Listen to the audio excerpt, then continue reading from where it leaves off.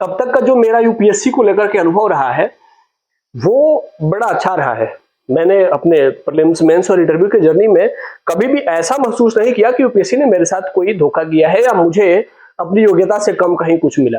अगर मैं final list में नहीं था तो संभवतः कुछ ना कुछ कमी मेरी तरफ से थी और वो मुझे पता भी थी कि मैंने कुछ कमियां करी थी। तो इसको लेकर के मेरी कोई पर्सनल शिकायत यूपीएससी से नहीं थी। लेकिन यूपीएससी को लेकर के जिस तरीके से आईएएस पूजा खेड़कर के मामले में बातें सामने आ रही हैं, बहुत सारे ऐसे इश्यूज आ रहे हैं, उसको लेकर के कुछ जेन्युइन सवाल तो बिल्कुल सामने दिख रहे हैं। जैसे संभवतः वो सवाल आपके भी होंगे कि यूपीएससी प्रीलिम्स का आंसर की एग्जाम के तुरंत बाद क्यों नहीं जारी करता, जबकि बाकी जो स्टेट कमीशंस हैं वो एग्जाम के तुरंत बाद ही, प्रीलिम्स के एग्जाम के तुरंत बाद आंसर की जारी कर देती है। यूपीएससी ऐसा क्यों नहीं करता है? यूपीएससी आरटीआई के दायरे में क्यों नहीं आता है? राइट टू इंफॉर्मेशन एक सूचना का अधिकार है जो लोकतंत्र को और मजबूत बनाता है, सत्ता का लोकतांत्रिकरण करता है। तो जो चयनित करने वाली संस्था है, जो सर्वोच्च चयनित करने वाली संस्था है, जो देश के सिविल सर्वेंट, जो कि देश के मझधार, जो कि देश के खेवनहार कहे जाते हैं, उनका अगर सिलेक्शन करने वाली प्रणाली है तो उसमें पारदर्शिता क्यों नहीं है? वह संस्था जो कि उनका चयन करती है वो आरटीआई के दायरे में क्यों नहीं है? क्या जिस तरीके से बीपीएससी अपनी बच्चों के डिमांड पर, जैसे जब अगर आप बीपीएससी का आंसर लिख रहे हैं, आपने बीपीएससी का मेंस लिखा है, तो आपको आइडिया होगा कि यूपीएससी से अलग बीपीएससी में जब बच्चे आरटीआई दायर करते हैं तो बीपीएससी उनकी इवेल्युएटेड कॉपी उनको भेज देती है, चेक्ड कॉपी भेज देती है। यूपीएससी ऐसा क्यों नहीं करता है? क्या यूपीएससी को अपने इवेल्युएटेड कॉपीज पर या फिर अपने उनके द्वारा, जिनके द्वारा वो कॉपी इवेल्युएटेड की गई है, उन विद्वान लोगों के व्यक्तित्व पर भरोसा नहीं है क्या? क्यों यूपीएससी उन कॉपी को देने से मना करती है? यूपीएससी को भी अगर अपनी निष्पक्षता सिद्ध करनी है तो यूपीएससी भी आरटीआई से जिस तरीके से बीपीएससी कॉपी दे रही है, यूपीएससी को भी देना चाहिए। बीपीएससी के तुलना में फंड और मैन पावर दोनों स्तर पर यूपीएससी अधिक सशक्त है, अधिक सक्षम है। फिर भी यूपीएससी अपनी कोई भी अंदर की जानकारी, अंदर का जो इलेक्शन का जो सिलेक्शन का प्रोसेस है या उसके अंदर कैसे कॉपी इवैल्यूएशन होता है, इंटरव्यू में मार्क्स देने का क्राइटेरिया क्या है, इसको कभी भी रिवील नहीं करती। क्यों? मुझे लगता है कि यूपीएससी को इसको भी करना चाहिए। एक आईएएस का मैं इंटरव्यू सुन रहा था, एक राजस्थान कैडर के चीफ सेक्रेटरी रहे हैं संजय दीक्षित, उनका एक वीडियो अचानक से मेरे सामने आ गया। मैंने जब उसमें देखा तो वो कह रहे थे कि जो यूपीएससी की ट्रेनिंग मॉड्यूल है, जो लाल बहादुर शास्त्री एकेडमी में लवासना मसूरी में ट्रेनिंग होती है, उसमें भी ट्रेनिंग ही ऐसी कराई जाती है कि बेसिकली आईएएस जो होते हैं या जो भी सिविल सर्वेंट होते हैं, उनको यह फील कराया जाता है कि दे आर द बॉस, वो सत्ता के स्वामी हैं, उनको लीड करना है और जन कल्याण की बातें दिमाग से हटा दो।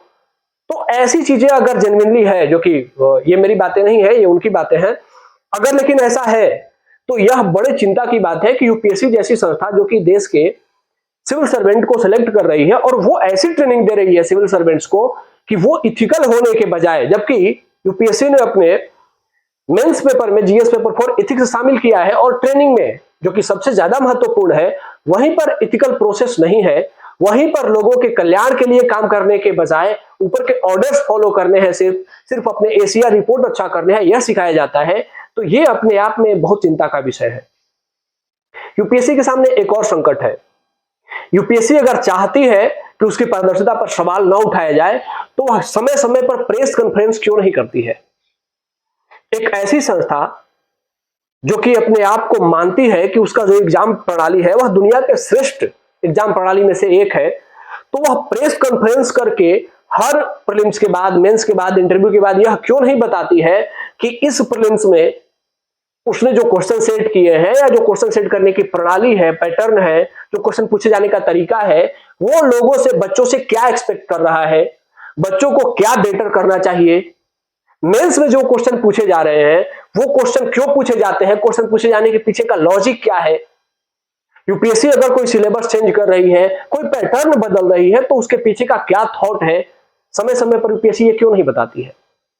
क्योंकि यूपीएससी अगर प्रेस कॉन्फ्रेंस करती तो उसे प्रेस के सवाल के जवाब देने पड़ते, प्रेस के लोग सवाल पूछते तो संभवतः यूपीएससी पर दबाव बनता और हो सकता है कि यूपीएससी फिर उसमें सुधार भी करती। लेकिन यूपीएससी जिस तरीके से आरटीआई का जवाब नहीं देती है, उसी तरीके से प्रेस भी नहीं करती है, प्रेस कॉन्फ्रेंस भी नहीं करती है। तो यूपीएससी को प्रेस कॉन्फ्रेंस करना चाहिए, ताकि जो आम सोसाइटी में जो लोग हैं उनकी जो एक्सपेक्टेशंस हैं यूपीएससी से, वो सवाल यूपीएससी के सामने आए और यूपीएससी उसी के अकॉर्डिंग अपने में चेंज करे। तो मुझे भी लगता है कि जिस तरीके से पहले मैंने नहीं सोचा था कि ये आईएएस पूजा खेड़कर वाले मुद्दे पर मैं वीडियो बनाऊंगा, क्योंकि मुझे लग रहा था कि शुरुआत में मुझे लगता था कि शायद ये कोई नॉर्मल मामला है जो कि बाद में कुछ दिनों के बाद दब जाएगा। लेकिन जिस तरीके से मामला आगे बढ़ता चला गया और फिर आईएएस पूजा खेड़कर के बाद बहुत सारे ऐसे आईएएस जो कि दिव्यांगता के सर्टिफिकेट के साथ आईएएस बने हैं और बाद में उनको घुड़सवारी करते, रनिंग करते, जिमिंग करते या डांस करते हुए देखा जा रहा है, तो इससे प्रश्न उठना स्वाभाविक है। मेरे मन में भी ये प्रश्न है कि अगर यूपीएससी इतनी पारदर्शिता बनाए रखना चाहती है कि उसकी प्रतिष्ठा बनी रहे और बच्चों में एक जो रिस्पेक्ट है वो बना रहे, तो वो इन सब चीजों पर उसका क्या कहना है? आंसर की क्यों नहीं यूपीएससी जल्दी रिलीज करती है? अगर वो आरटीआई से बच्चा कॉपी मांगता है तो क्यों नहीं देती है? समय समय पर यूपीएससी प्रेस कॉन्फ्रेंस क्यों नहीं करती है? उसके ट्रेनिंग मॉड्यूल में क्या प्रणाली है, उसने क्या सुधार किए हैं और क्या क्या चीजें वहां पर कैसे ट्रेनिंग दी जाती है, यह पब्लिक स्पेयर में क्यों नहीं आती है? लोगों को यह जानने का हक है कि हमारे जो सिविल सर्वेंट है, जो हमारे साथ शासन प्रणाली में हमारे ऊपर शासन करने वाले हैं, यूजुअली ये शब्द थोड़ा गलत है, वो शासन करने के लिए बेसिकली नहीं होते हैं, वे सिविल सर्वेंट होते हैं, दे आर पब्लिक सर्वेंट। लेकिन उनको काम वैसे ही दिया जाता है कि वो बस अपने आप को बॉस ही समझते हैं। वो ब्रिटिश कालीन प्रणाली अभी तक चली आ रही है। यूपीएससी इसको लेकर के क्या कर रही है, सरकारें इसको लेकर के क्या कर रही है? तो हमारे पास यूपीएससी के अंदरूनी बातों को जानने का कोई सोर्स नहीं है। यूपीएससी कभी अपनी मर्जी से जो बातें बाहर करनी होती है वो कर देती है और जो बातें नहीं बतानी होती वो नहीं बताती है। यूपीएससी का दावा है कि अगर वो आरटीआई से कॉपी देने लगेगी तो शायद उस पर जिस तरीके से एग्जाम डिले होते हैं, उसके बहुत सारे सुप्रीम कोर्ट में केस में, हाई कोर्ट में केस में उलझ जाएगी। तो इसका मतलब यह नहीं है कि आप अगर केस में उलझ जाएंगे इस डर से पारदर्शिता को समाप्त कर दें। नहीं, आपकी प्रणाली तो पारदर्शी होनी चाहिए ताकि लोगों को पता चल सके। आप पारदर्शी नहीं हो तो आप अंदर से किस तरीके से चयन कर रहे हो लोगों का कैसे पता चलेगा? और मुझे पता नहीं है कि हमारे ऊपर शासन करने के लिए जो आईएएस ऑफिसर आने वाला है उसका बिहेव कैसा होगा, उसकी ट्रेनिंग कैसी है, उसको लेकर के उसके चयन की प्रणाली में यूपीएससी क्या कर रही है। अगर सर्टिफिकेट वेरिफिकेशन हो रहा है तो सर्टिफिकेट वेरिफिकेशन का क्या क्राइटेरिया है, कैसे एक आईएएस जो कि ऑलरेडी सिलेक्ट हो चुकी है उसके सर्टिफिकेट में बाद में फ्लॉ आता है नजर।